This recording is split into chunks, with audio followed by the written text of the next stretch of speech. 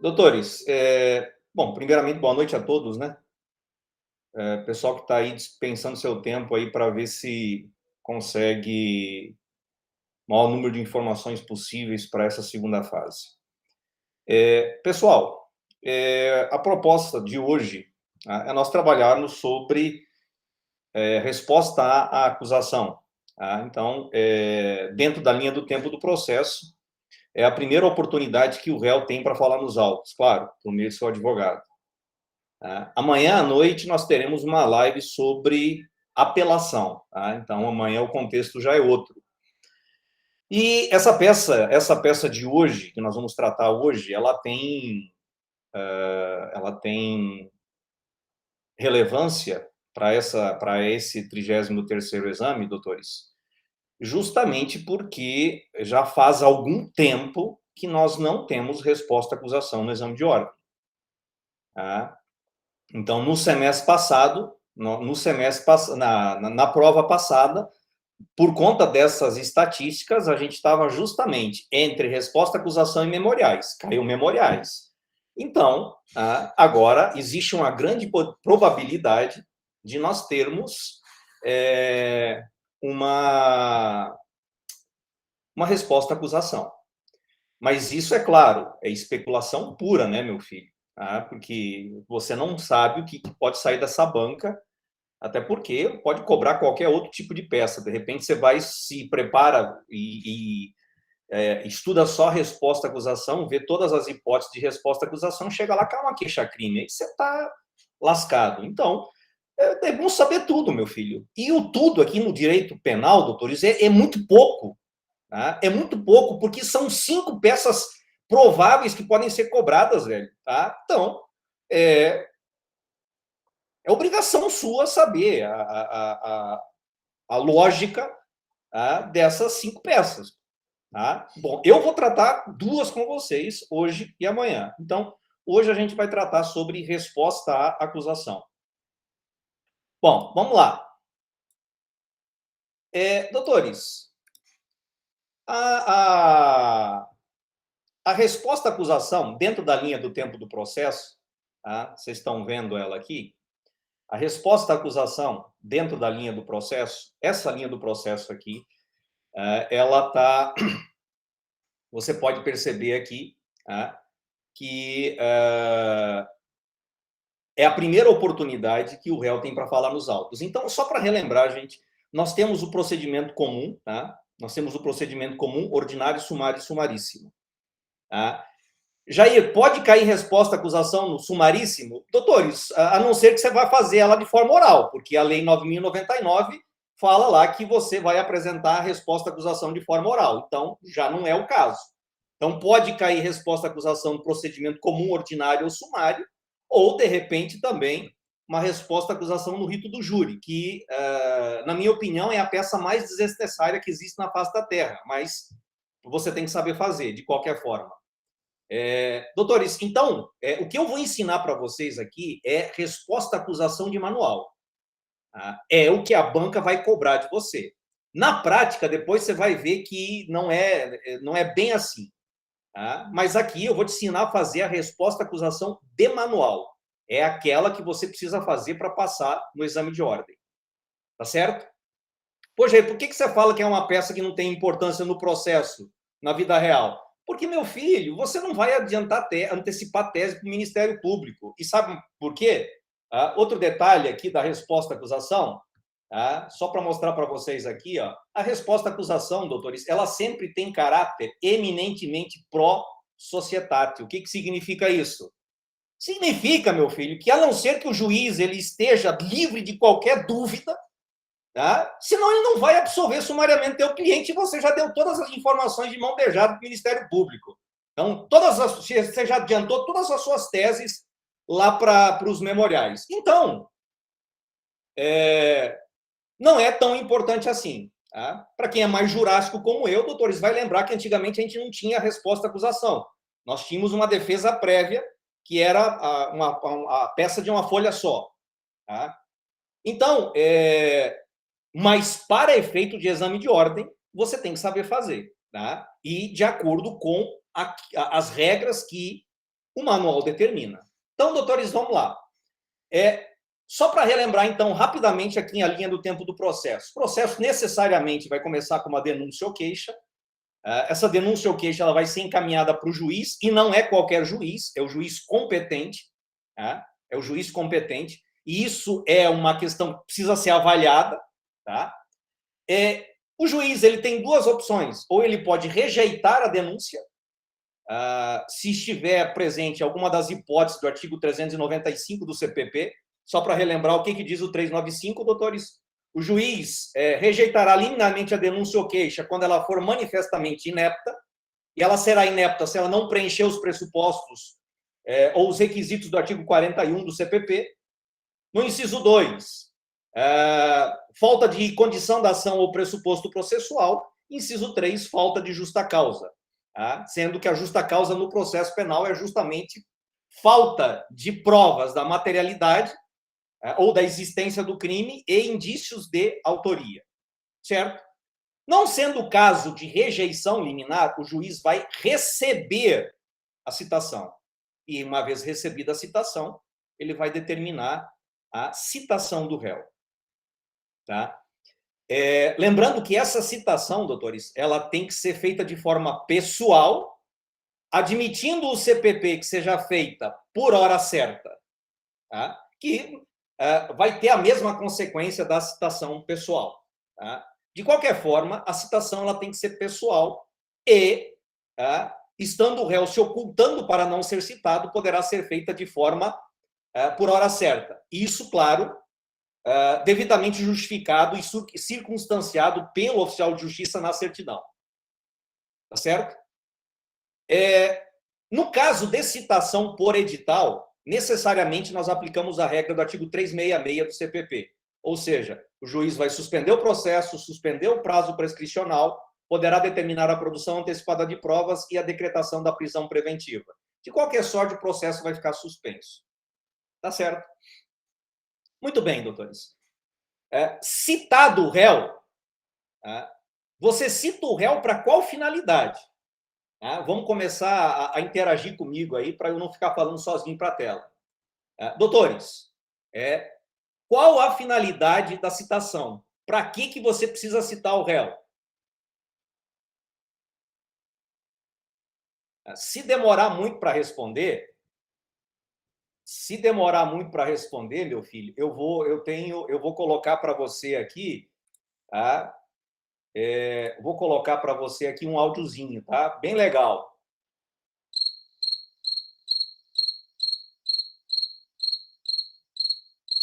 Esperando a resposta. Pronto. Tá? Doutores, você cita o réu para chamar ele para o processo. Tá? Então, tanto é que a citação é condição para que a gente possa ter a formação da relação processual. Então, você cita o réu, tá? Você cita o réu para que ele venha para o processo e intima ele para quê? Para que ele apresente a sua defesa, não é? Dentro do prazo de 10 dias. Essa defesa prévia, que é a resposta à acusação. É aqui que nós chegamos. Esta linha do tempo do processo aqui, ela tem que estar arraigada no seu cérebro. Tá? Então, você tem que sonhar com ela. Faz essa linha do tempo, cola do lado do seu espelho lá, cola na cabeceira da cama, cola no teto, toda vez que você cola na geladeira, toda vez que você for para algum canto, você vai visualizar essa linha do tempo. Por quê? Porque você tem que ter ela em mente, meu filho. Tá? A resposta à acusação é a primeira oportunidade que o réu tem para falar os autos do processo. Tá certo? E como é que eu faço para identificar esta peça? Meu filho, por isso que você tem que saber a linha do tempo do processo. Quando você analisa um processo, você sempre começa a analisar ele pela capa ou de trás para frente? Sempre de trás para frente, não é? Por quê? Porque você quer saber qual foi o último ato processual praticado. A partir do momento em que você sabe qual é o último ato processual praticado, você sabe qual é o próximo passo. Por quê? Porque o processo ele é uma sequência lógica e coordenada de atos processuais. Eu não posso subverter a ordem porque violaria o princípio do devido processo legal. Estão acompanhando meu raciocínio ou não? Está muito rápido?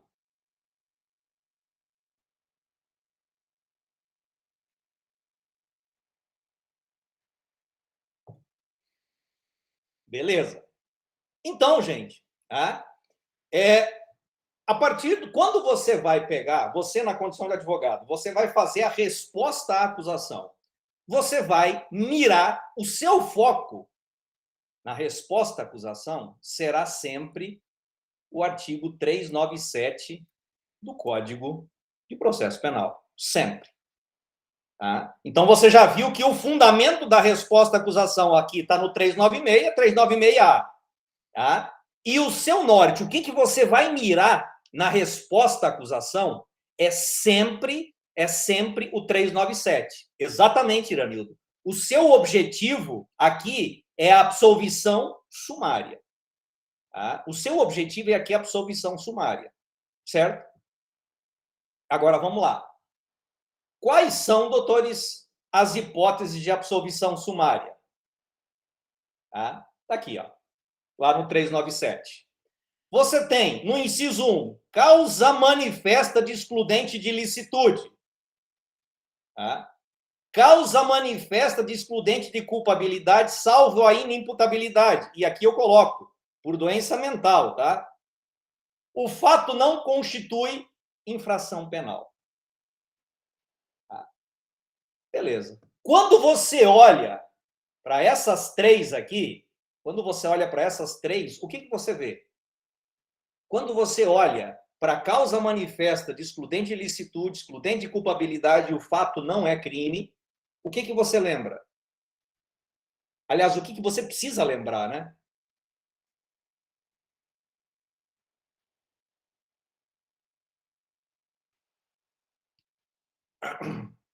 Ah, tá vendo?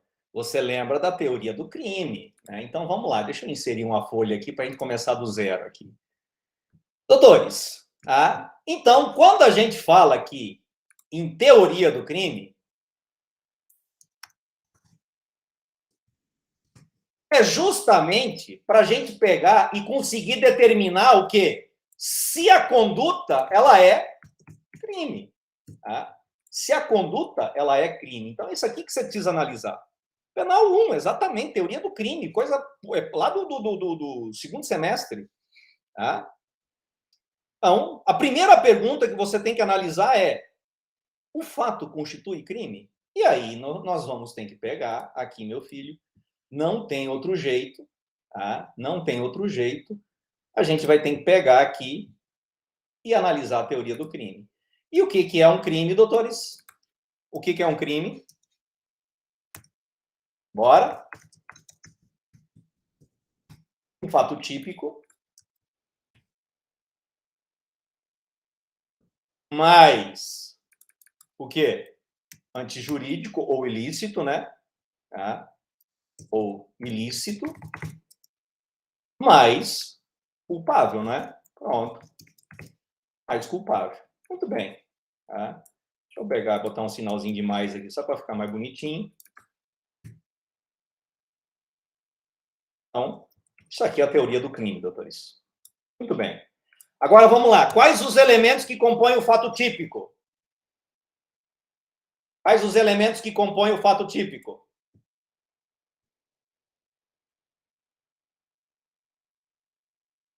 Quais os elementos? Conduta.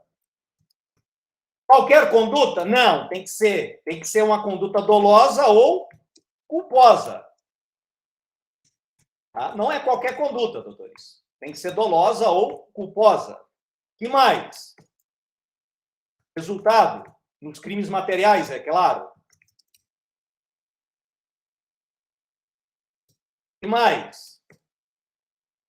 Eu preciso ter o nexo de causalidade, né? Nexo causal. Que mais? Tipicidade. Quais são as duas formas de tipicidade? Formal e material. Muito bem, doutores. Relembraram isso ou não? Relembraram isso? Então, doutores, a primeira coisa que você começa a analisar, que você precisa analisar na teoria do crime é o quê? Se o fato é crime. E eu começo analisando o quê? A estrutura do crime. Tá? Conceito analítico de crime. Crime é um fato típico, ilícito e culpado, sendo que a culpabilidade é pressuposto para a aplicação da pena. Não é? Doutores, vamos lá. Dentro deste contexto aqui, eu pergunto o seguinte: quais são as teses possíveis aqui que, eventualmente, a gente pode analisar para excluir o fato típico? Quais são as teses possíveis?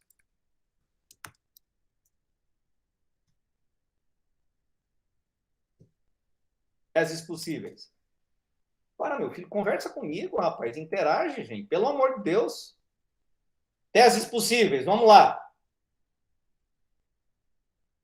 Pronto. Luana já mandou bem aqui. Tá? Princípio da insignificância. E essa aí é batata, hein, mano? Essa aí é batida. Geralmente cai esse trem.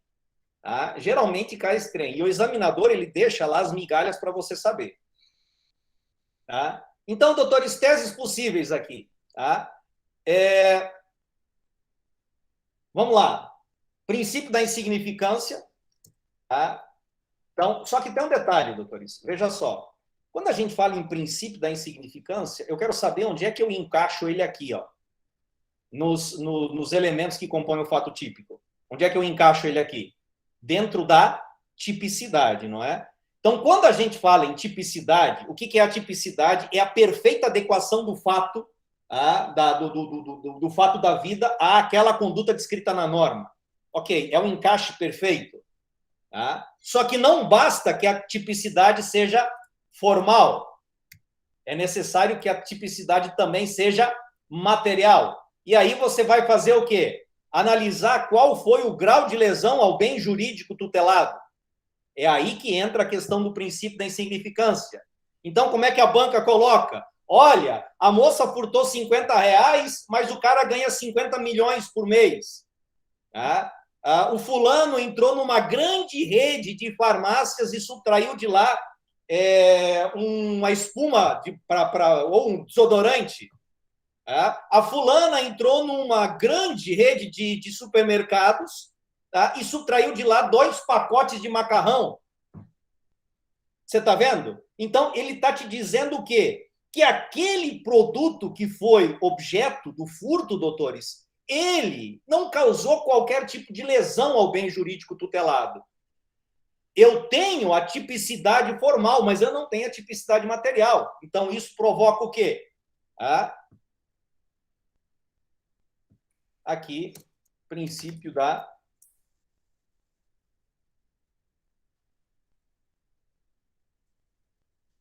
E mais? Bastante recorrente no exame de ordem, doutores. Bastante recorrente no exame de ordem. Erro de tipo, não é? O que é o erro de tipo, Jair? O que é o erro de tipo? Quando o cidadão, doutores, ele elabora em erro, o erro recai sobre uma elementar do tipo penal. Tá? Sobre uma elementar do tipo penal. Certo? Veja só. Nós ainda estamos analisando aqui, ó, a primeira parte. Tá? Que mais que eu posso alegar aqui, doutores? Crime, aqui, erro de tipo, artigo 20 do CP, tá? Pronto. Crime impossível. Artigo 17 do Código Penal. Eventualmente, doutores, o que eu posso ter aqui também? Falta de nexo causal. Artigo 13 do CP. O que eu posso ter aqui também que, eventualmente, doutores, pode caracterizar o quê? A atipicidade da conduta. Não, Natália, a coerção, a Tatiana aqui botou. Natália, coerção física, a coerção, a coação, a coação, se ela for física, pode ser também, Estava olhando aqui, eu pensei, estava pensando em outra forma de coação, mas a coação física é possível, sim. Tá? Mas vamos colocar aqui, desistência voluntária. Voluntária. Artigo 15. A coação, não, legítima defesa não, coação física irresistível. Tá? Ou a coação física, doutor, porque ela exclui a própria conduta. Tá? A coação física, ela exclui a conduta. Pessoal, então vocês estão vendo aqui, ó, tá? Que você tem várias situações que você pode analisar. Agora, é claro, você tem que conhecer essas situações. Você precisa conhecer essas situações. Tá? Então, por exemplo, desistência voluntária. O que é a desistência voluntária?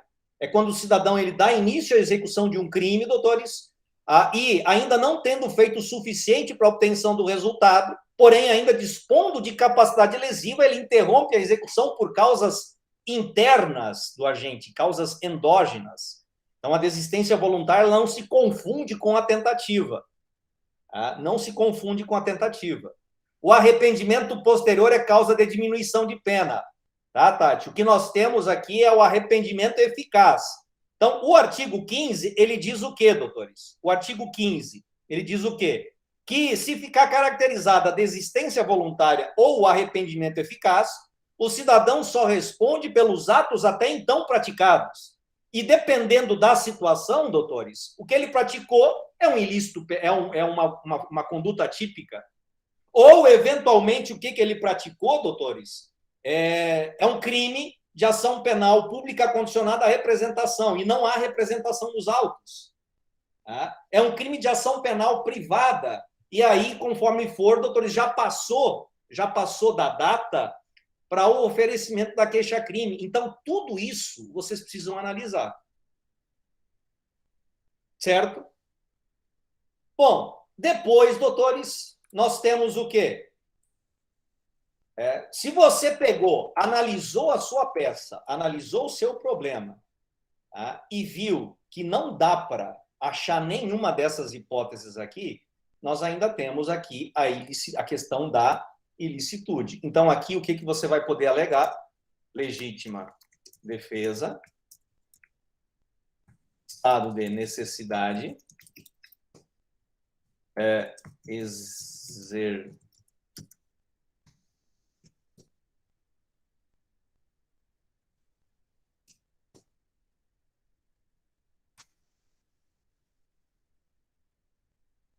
estrito cumprimento do dever legal. Tá? Então, aqui você pode pegar e analisar essas três situações, por isso que é preciso que você conheça. Tá? Principalmente, doutores, quando eu falo em legítima defesa e quando eu falo em estado de necessidade, que são hipóteses que já foram cobradas. Tá certo? Tá? E, por fim, nós temos aqui a culpabilidade. Essa daqui eu vou ter que botar aqui embaixo, que não cabe. Tá? Então, a questão aqui da culpabilidade. Doutores, vamos lá. Quais são os elementos que compõem a culpabilidade? Imputabilidade.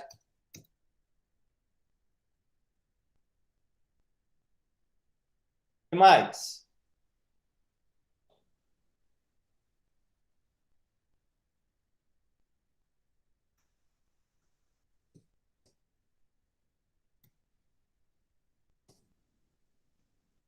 Consciência da ilicitude. Muito bem. O que você alega, doutores, aqui? Dentro da imputabilidade, o que você pode alegar aqui?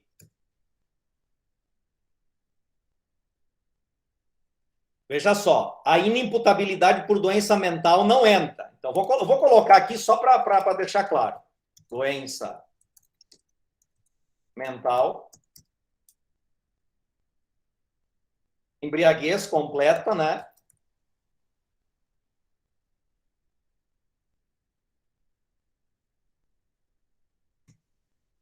Completa, proveniente de caso fortuito ou força maior. Tá? Que mais, doutores?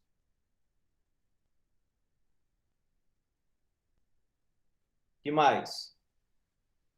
Tá? e a questão da menoridade, né? Menoridade, que isso aí é a primeira, né? Bom, aqui, pessoal, o que eu quero que vocês entendam aqui? Essas hipóteses aqui, ó,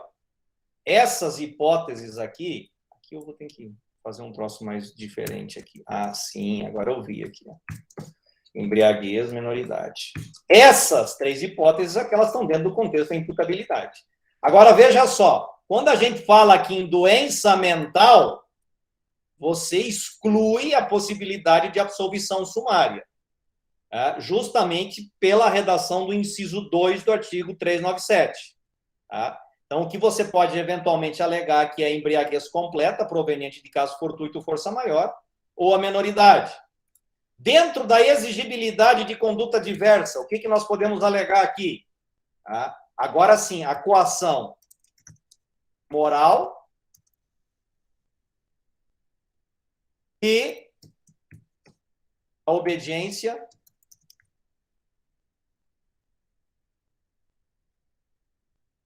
hierárquica. Certo? E dentro da potencial consciência do caráter ilícita conduta, nós temos o quê? O erro de... Que tipo de erro?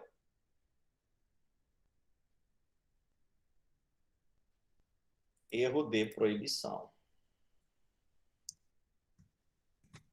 Erro de proibição.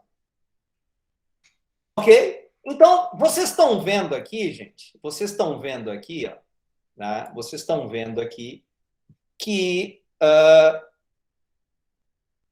nós analisamos aqui o inciso 1, o inciso 2, o inciso 3. Pô, já não entendi. Espera aí, meu filho, que eu vou desenhar para você que é mais fácil. Ah, não, velho.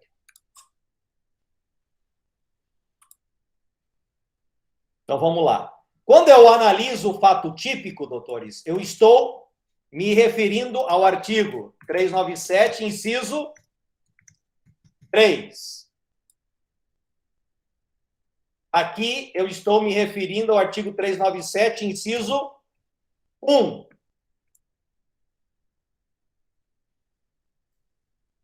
E aqui eu estou me referindo ao inciso 2. Ora, não são as três primeiras causas de absolvição sumária? Inciso 1, causa manifesta excludente de licitude. Inciso 2, causa manifesta excludente de culpabilidade, salvo a inimputabilidade por doença mental. E o inciso 3, doutores, o fato não constitui crime, ou seja, a conduta é atípica. Doutores, pergunto, estamos juntos até aqui ou não?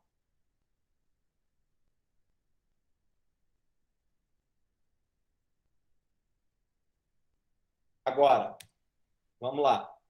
Doutores, e o artigo 397, inciso 4?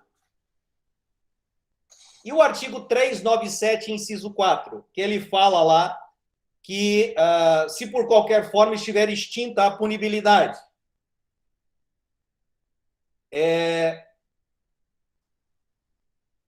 Onde é que ele se encaixa aqui? Doutores, ele não se encaixa. Ele não se encaixa nessa ideia de teoria do crime aqui, por uma questão muito simples. Tá? Veja só. Essas três situações aqui, ó, que eu estou me referindo aqui, ó, essas três situações aqui, ó, elas são analisadas sempre onde? Ixi, não deu certo aqui o meu quadrado. Agora vai dar. Essas três situações aqui, elas são analisadas onde? Dentro da sua peça, dentro da sua resposta à acusação. Elas dizem respeito ao quê? Ao mérito. Então, aqui é defesa, mérito. Tá? Então, aqui é defesa de mérito. Agora, quando eu falo, doutores, no artigo 397, inciso 4, aí a situação muda. Tá? Aqui é alegação em... Isso aqui deve ser alegado sempre em preliminar. Alegado sempre em preliminar. Todo mundo sabe o que é uma preliminar, né, doutores? Então, alegado sempre em preliminar. Ok? Exemplos possíveis aqui que a gente pode alegar, doutores. Prescrição, decadência, Não, causa extintiva da punibilidade não entra nulidade. Só prescrição, decadência, morte do agente. E aí, doutores, o que acontece? Vocês têm que tomar cuidado aqui quando forem fazer o pedido. Por quê? Porque quando você pega e fala do inciso 4, você não pede absolvição sumária, você pede a extinção da punibilidade e esclarece qual é o motivo. Tá? Certo? Você precisa esclarecer qual é o motivo. Então, o inciso 4, apesar dele estar dentro do contexto da absolvição sumária, mas ele não provoca absolvição sumária. Doutores, eu não consigo ver um juiz absolvendo sumariamente o réu porque ele morreu. Não tem como, velho. Então, na verdade, isso aí foi erro legislativo mesmo, tá? Então, você tem que saber isso, que quando você for alegar alguma causa extintiva da punibilidade em preliminar, de acordo com o inciso 4, você não pede absolvição sumária com base no inciso 4, você pede a decretação da extinção da punibilidade, com base no artigo 107 do Código Penal, combinado com o artigo 397, inciso 4 do CPP. Entenderam o que eu falei ou não?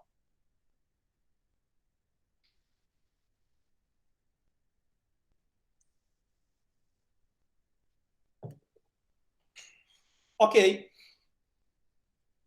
Muito bem. Então, gente, quando você olha para o 397, lembra disso daqui, ó. Tá?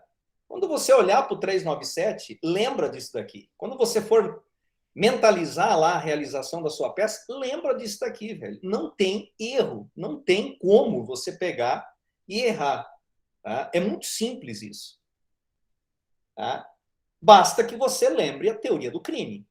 Tá? Então, eu sugiro para quem ainda tem algum tipo de dificuldade, pegue um resumo aí e faça uma revisão sobre o que é crime, o fato típico, ilícito, culpável, as excludentes, a desistência voluntária, a questão do nexo causal, o que são os erros no direito penal. Então, isso aqui vale a pena você analisar.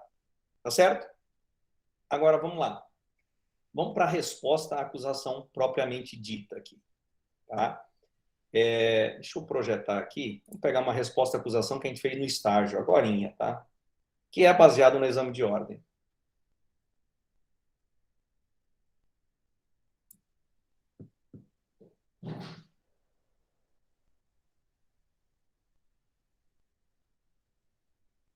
Vamos lá, vamos lá. Aqui eu tenho que parar, peraí.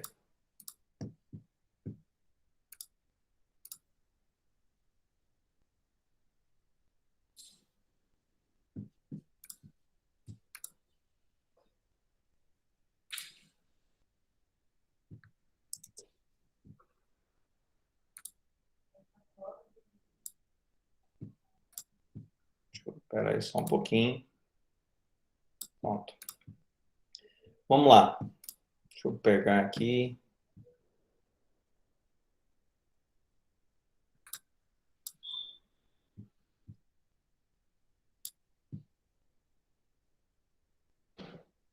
Então, vamos entender, pessoal, como é que isso aqui vai ser cobrado de você lá no dia da prova. Como é que isso aqui pode ser cobrado de você? Lembrando, gente, que isso aqui é treino, tá? Isso aqui é treino. Você só tem um jeito de você aprender a fazer peça processual, fazendo, tá? Não existe a possibilidade de você aprender nada por osmose, não, tá? Então, tem que fazer. Vamos lá. Doutores, olha só.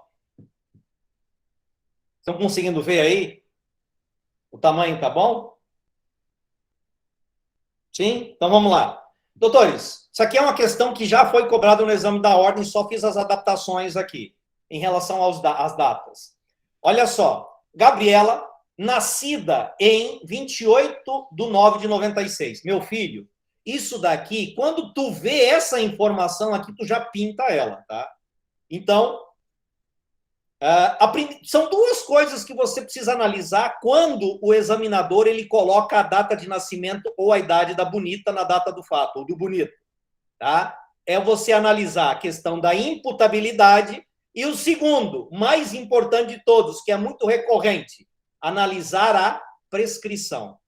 Tá? Analisar a prescrição. Então, se o examinador colocou na sua peça a idade dela ou a data de nascimento, já ligue a luz de alerta. Gabriela, nascida nessa, terminou um relacionamento amoroso com Patrick, não mais suportando as agressões físicas sofridas, sendo expulsa do imóvel em que residia com o companheiro em comunidade carente da cidade de Fortaleza, Ceará, juntamente com o filho do casal, de apenas 2 anos. Sem ter familiares no estado e nem outros conhecidos, passou a pernoitar com o filho em igrejas e outros locais de acesso público, alimentando-se a partir de ajudas recebidas de desconhecidos.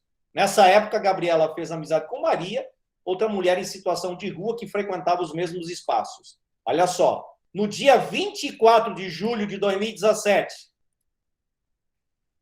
não mais aguentando ver a situação e vendo o filho chorar e ficar doente em razão da ausência de alimentação, tá? Após não conseguir emprego ou ajuda, aqui, ó, isso daqui é importante, tá? Isso daqui é importante, decidiu ingressar em um grande supermercado da região. Meu filho, isso aqui a gente coloca até de vermelho, tá? Decidiu ingressar em um grande supermercado da região, onde escondeu na roupa 2 pacotes de macarrão e um pacote de biscoito, cujo valor totalizava R$22. Meu velho, tá? Então vamos pintar tudo isso aqui de vermelho. Tá? Isso aqui já está dando para você, isso aqui o examinador, ele já está, é como se ele estivesse sinalizando para você a tese. Ele já está sinalizando a tese. Ocorre que a conduta de Gabriela foi percebida pelo fiscal de segurança que a abordou no momento em que ela deixava o estabelecimento comercial, sem pagar pelos bens, e apreendeu os 2 produtos escondidos. Em sede policial, Gabriela confirmou os fatos, reiterando a ausência de recursos financeiros e a situação de fome e risco físico do filho. Juntada à folha de antecedentes, sem outras anotações, o laudo de avaliação dos bens subtraídos, confirmando o valor, e ouvidos os envolvidos, inclusive fiscal e segurança, gerente, o auto de prisão em flagrante foi encaminhado à autoridade competente, que, em sede de audiência de custódia, concedeu liberdade provisória. Tá certo? Concluído o IP, os autos foram encaminhados ao Ministério Público, que ofereceu denúncia em face de Gabriela pelo crime do artigo 155 caput do Código Penal. Maravilha, temos a imputação, já sabemos o crime. O magistrado em atuação perante o juízo competente no dia 16 de agosto de 2017 recebeu a denúncia. Doutores, olha só.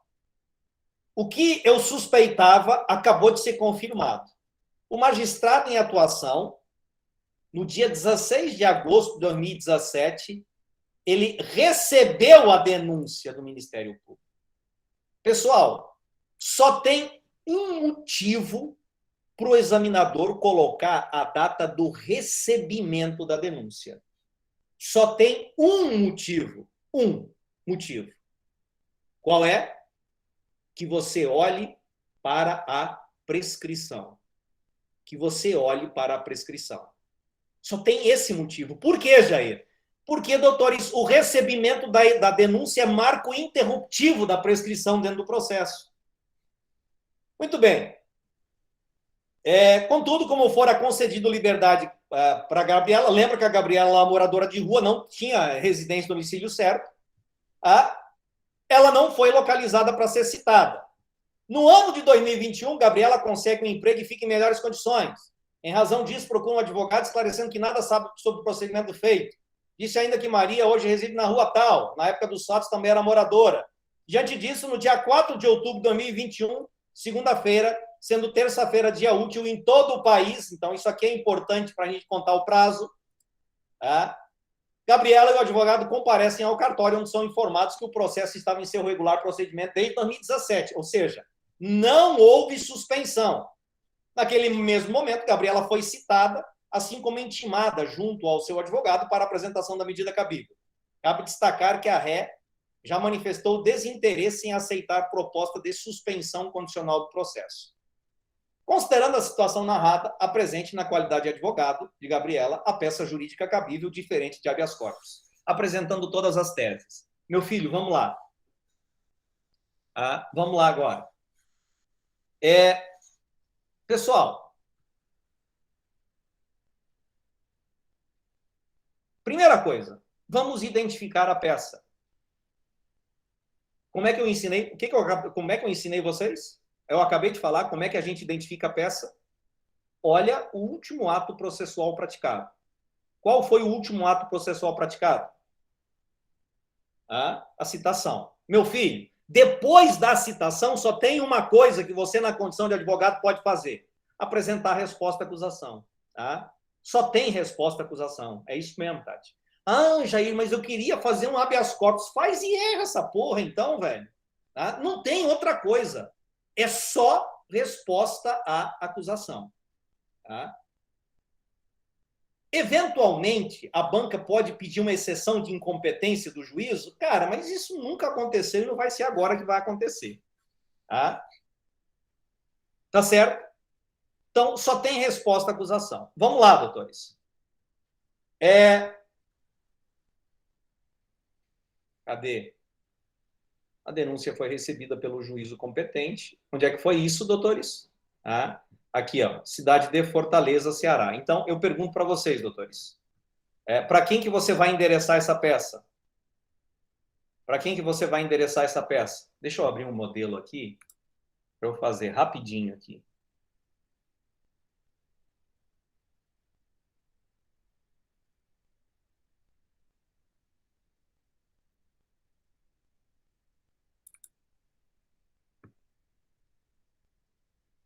Cadê? Cópia de resposta à acusação. Pode ser essa daqui. Então, doutores, como é que você vai fazer? Cara, tá pronta aqui, velho. Nem sabia que eu tinha esse trem pronto aqui. Ó. Então, olha só. Para quem que você vai endereçar a sua peça? Excelentíssimo senhor juiz de direito, dá. Você sabe qual é a vara, doutores? Não, não sabe. Não sabe quantas varas tem, mas é o juízo da vara criminal da comarca de Fortaleza, no Ceará. Tá? Então, aqui não tem para onde correr, certo? Aqui, você tira isso aqui e coloca 3 pontinhos, tá? Porque é isso que o edital cobra de você.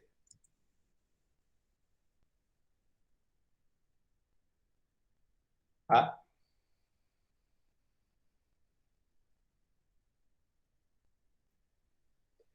Muito bem. Aqui você vai deixar o espaço regulamentar, tá certo? Lembrando que no exame de ordem, doutores, vocês têm 150 linhas. 150 linhas e nada mais do que isso. Então, eu sugiro a você que não fique deixando muito espaço aqui, porque depois vai faltar no final. E tudo aquilo que você escrever fora da área determinada não vai ser considerado. Tá? Então, aqui eu sugiro que você deixe aqui no máximo, doutores, aqui ó, um espaço aqui, ó, hein? Tá? Deixa uma linha só para marcar a diferença. Então, Gabriela, já qualificada nos autos do processo em epígrafe, vem por intermédio do seu advogado, que essa subscreve procuração anexa, a presença de Vossa Excelência com fundamento nos artigos 396 e 396A do Código de Processo Penal. Esse daqui é o mais importante, você não pode deixar de fora. Apresentar é o verbo correto. Resposta à acusação pelos motivos de fato e de direito a seguir aduzidos. Vamos lá, os fatos, doutores. Aqui, gente, presta atenção no que eu vou dizer. Quando eu falo em fatos aqui, eu estou me referindo a fatos processuais. Você não vai copiar o problema aqui todinho, por quê? Porque vai comer o teu espaço, a banca não vai ler os fatos, é perda de tempo e perda de espaço. Então, o que você vai fazer? Você vai fazer um resumo do que aconteceu no processo. A acusada foi denunciada pelo Ministério Público por ter supostamente no dia tal feito isso, isso e isso, estando em curso nas penas do artigo 155 caput do Código Penal. A denúncia foi recebida por esse douto juízo, tendo sido a ré citada na data tal. Cumpre esclarecer que houve um lapso temporal. Você pode até colocar isso, mas, resumidamente, são essas informações que você tem que colocar. Por quê? Porque você tem o recebimento da denúncia, tá? Você tem a denúncia, o recebimento da denúncia e a citação. São esses os fatos processuais que você tem de relevância. Não invente informações, não invente dados, porque a banca pode entender que isso é uma forma de identificação da peça e você ser excluído do certame. A parte do direito, doutores, vamos lá. Então, o que acontece aqui? O que acontece nessa situação? Nós vimos aqui, doutores, esse aqui já é outro. Nós vimos aqui, ó, que temos a data de nascimento dela e temos a data do crime. Quantos anos ela tinha aqui? Quantos anos ela tinha na data do fato, doutores?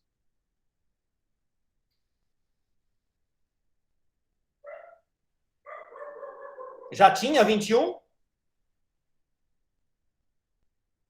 Ela já tinha 21? Ela tinha quase 21. Ela tinha 20 anos, doutores. Ela tinha 20 anos de idade. Tá? Então, tá? O que acontece, pessoal? Por que isso aqui é importante? Porque a partir do momento em que você tem a pessoa que pratica um crime em razão e na data do fato ela tinha menos de 21 anos de idade, o prazo prescricional é contado pela metade, artigo 115 do Código Penal. E aí você analisa o seguinte: o crime aconteceu no dia 24 de julho de 2017. Tá? A denúncia foi recebida no dia 16 de agosto de 2017. Então, claro, lembrem-se que o crime de furto, doutores, o crime de furto, ele tem uma pena de 1 a 4 anos, inclusive. Penas mais de 2 até 4 anos prescrevem em 8 anos. Como a prescrição dela cai pela metade, prescreve em 4. Tá? Então, o prazo prescricional do crime praticado pela Gabriela é 4 anos. Tá certo? Então, da data do fato até o recebimento da denúncia deu 4 anos? Não. Agora, doutores, qual será o próximo marco interruptivo da prescrição? Só a sentença. E nós não temos sentença ainda. Tá? Então, vamos lá. Dia 16 de agosto de 2017. Dia 4 de outubro de 2021, ela foi citada. Eu pergunto para você o seguinte, velho. Deu mais de 4 anos ou não? Deu mais de 4 anos? Deu, não é? 16 de agosto de 2017 até 4 de outubro de 2021, deu mais de 4 anos. Então, o que acontece? O crime está prescrito. Que tipo de prescrição é essa, doutores? A prescrição da pretensão punitiva propriamente dita. Não é prescrição retroativa e nem superveniente. Então, o que você vai alegar em preliminar aqui na sua resposta à acusação? O que você vai alegar em preliminar? O crime em tela prescreve em 4 anos e da data do recebimento até agora passaram-se mais de 4 anos, está extinta a punibilidade pela prescrição, conforme artigo 397, inciso 4 do Código Penal. Aqui, vamos colocar aqui ainda, conforme artigo 107, 107, inciso 4, combinado com 397, inciso 4 do Código de Processo Penal, aqui do Código Penal, né? Combinado com o artigo 397, inciso 4 do Código Penal. Então, doutores, 2, 3 parágrafos no máximo para você trabalhar com essa preliminar aqui. Tá? Lembrando que a estrutura é essa. Então, você divide preliminares e mérito. Jair, eu gosto de escrever tudo corrido. Meu filho, a peça é sua, tá? Eu estou dizendo para você na condição de avaliador, tá? Eu, quando vejo ela separadinha, bonitinha, eu acho bem mais fácil de corrigir. Já conta com a minha boa vontade. E certamente o examinador é assim também, tá? Então, se você fizer tudo dividido bonitinho, tá? Ele já vai ver as informações de cara e vai dar o ponto para você. Tá? Então, eu sugiro que você faça essa divisão entre preliminares e mérito. Tá? E aí, tem mais alguma outra preliminar? Não, doutores. Nesse caso aqui, nós não temos mais nenhuma preliminar. A única que nós temos aqui é a questão da discussão da extinção da punibilidade. O que mais se pode discutir em preliminar, doutores? Além da extinção da punibilidade? Algum tipo de nulidade, alguma ilicitude da prova, tá? Seria possível. Tá? Então, só que nulidade não é muito recorrente. Você poderia, eventualmente, alegar uma nulidade da citação se houvesse prejuízo, como já aconteceu. Tá? Então, porque são poucos fatos processuais até agora que possam ensejar algum tipo de nulidade.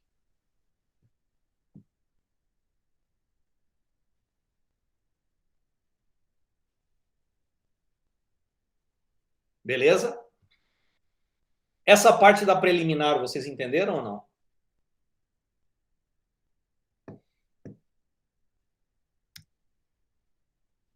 Perfeito. E aí depois nós vamos para a discussão de mérito.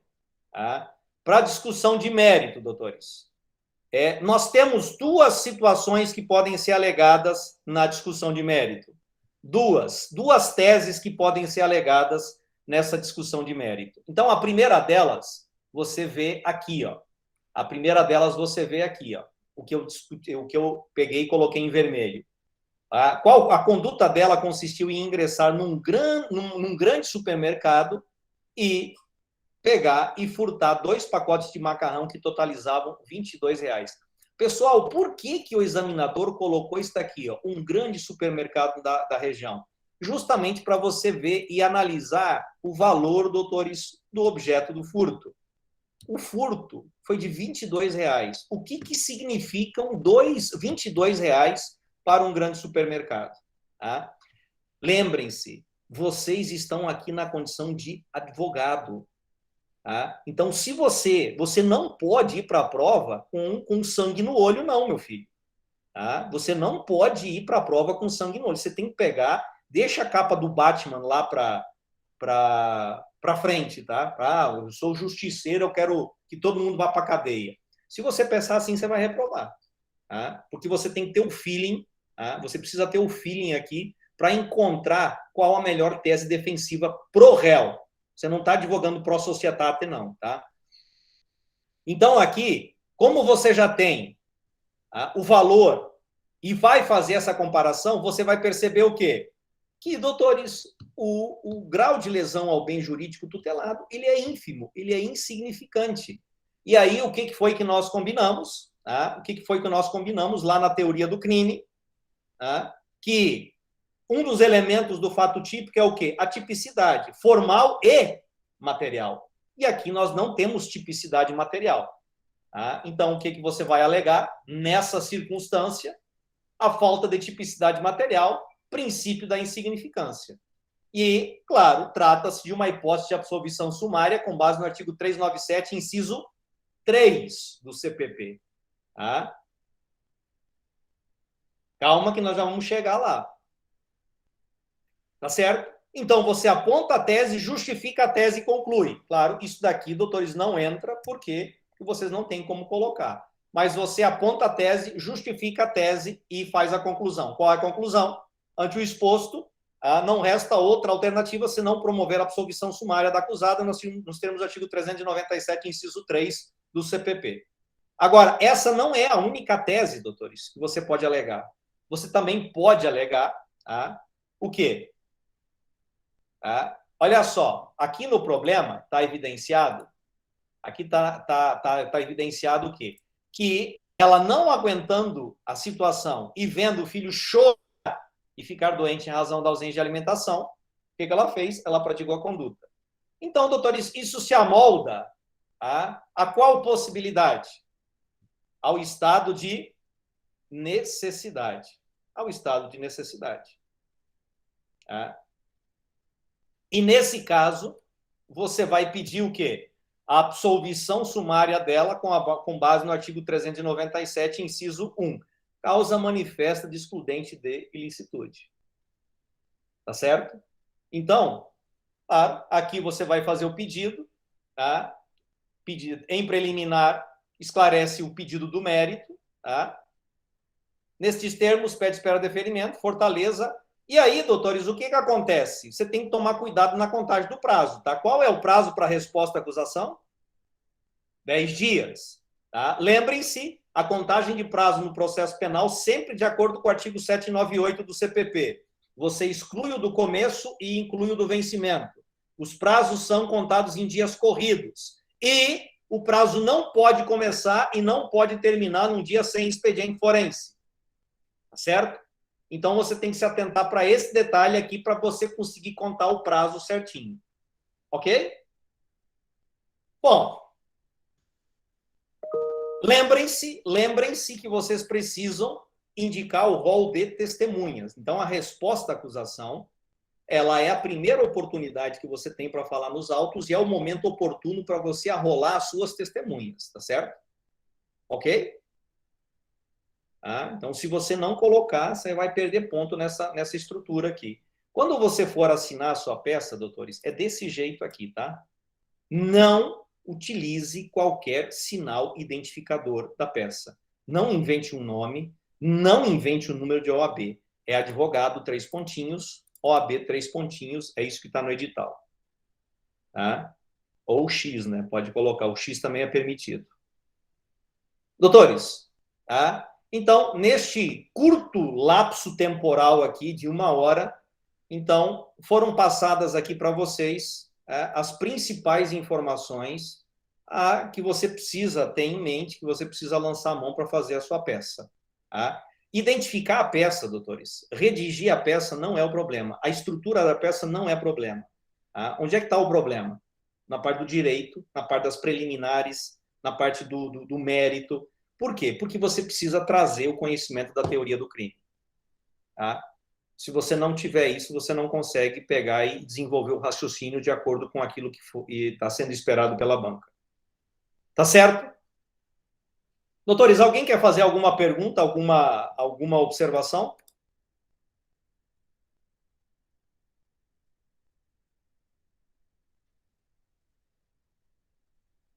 Não? Sem dúvidas?